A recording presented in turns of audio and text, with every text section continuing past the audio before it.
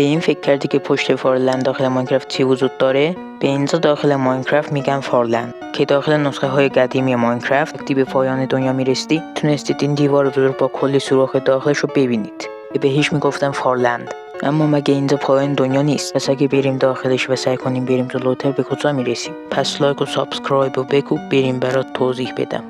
فارلند توی ماینکرافت نزدیک 12 میلیون بلاک از نقطه اسپان فاصله داشته.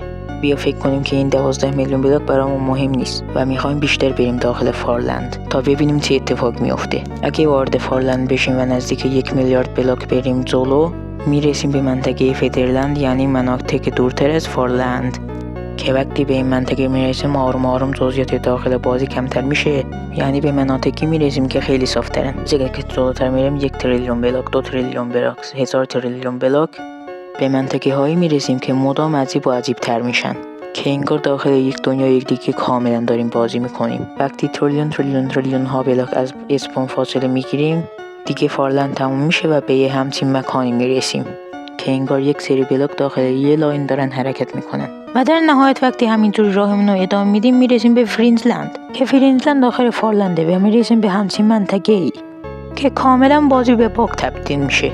همه چیز دیگه از بین میره و تو فقط میتونی لایک کنی.